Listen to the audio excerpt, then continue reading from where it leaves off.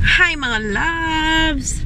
So today is September 12, 2023. Bukas ay September 13, 2023. Birthday po ng asawa ko.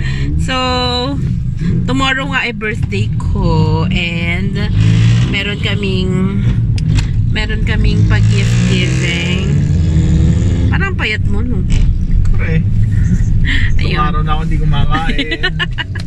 Tatlong araw na siyang malaki nakain sa bahay. Ayun, so nandito kami sa Robinson para dagdagan pa yung mga ibabalot ko.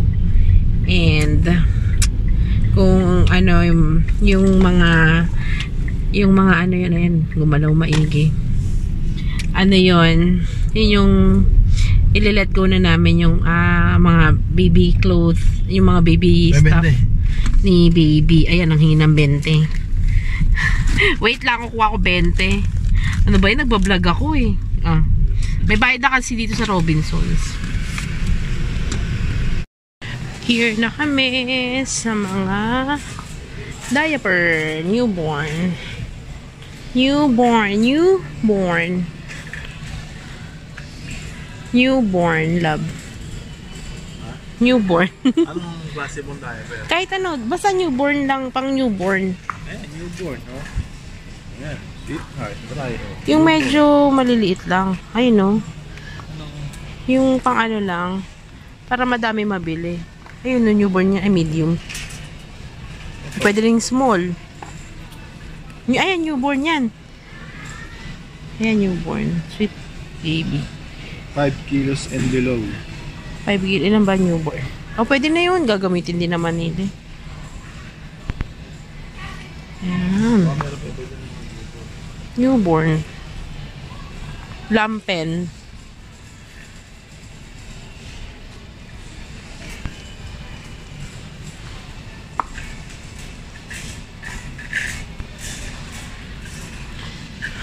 Newborn.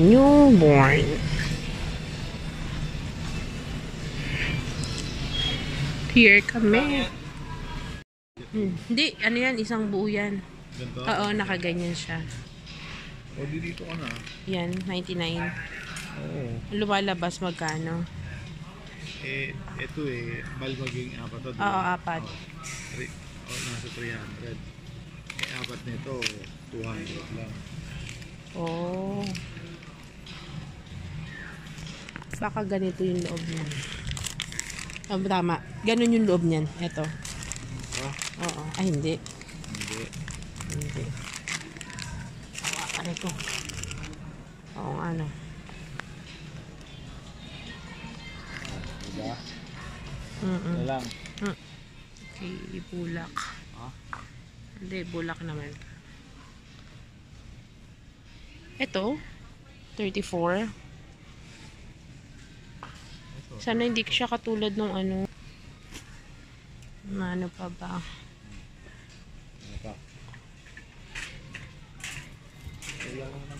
Usually, no? Kasi hindi pa naman sila nagko-cotton buds. Down. Uy.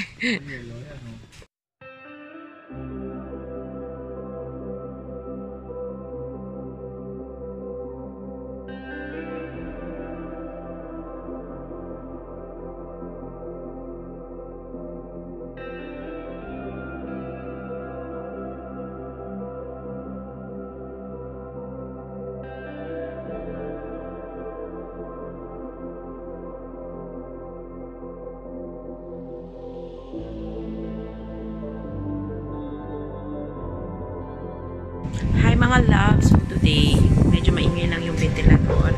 So today punta na kami sa pagamutan ng Dasma to give all the stuff of my baby Ayana. And today is September 14, day after my birthday.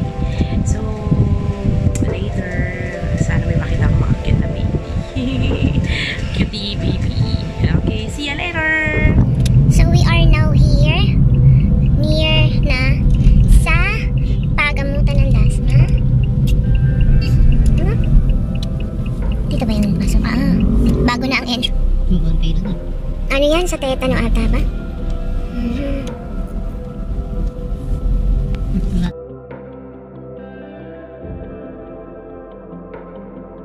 napili nga namin yung pagamutan ng Dasma para ipamigay yung mga baby things ni Baby Ayana. So, nakita ko nga dito merong mga bagong panganak pa lang. And ang cute ng baby. Actually, ayoko nga sana ipamigay isa-isa. Sabi ng friend ko, sige na, ipamigay mo na, ikaw na mag-abot. Yun, yung unang pagkakita ko pa lang sa baby, naiyak na ako, pero yun lang siya yung unang baby na binigyan ko. So ayun, ang saya ng puso pala talaga pag nakakapag-share ka ng mga kahit maliit na bagay lang. And ayan, yung unang ward na napuntahan namin diyan. So bumaba ulit kami dun sa OB ward. Dun ulit namin pinamigay yung iba pang natirang mga staffs. So ang saya talaga ng puso ko talaga diyan. Ang daming baby and most of them are boys. Puti na lang, may extra ako na pang boy and diaper. May isa nga nagkwentong sa akin, hindi pa sila makalabas kasi meron pa silang balance na 30,000. And then may parents dyan, wala pa yung baby sa kanila, hindi pa nila kasama kasi nasa incubator pa kasi kulang ng months. Or tama, ng weeks. Yun, 31 weeks lang. So, nagpapasalamat ako sa nag-assist sa akin. Ayan, si Mitch. And then, yung mga staff po. Thank you so much sa pagamutan ng Dasma. Hi mga love. So, nakauwi na kami.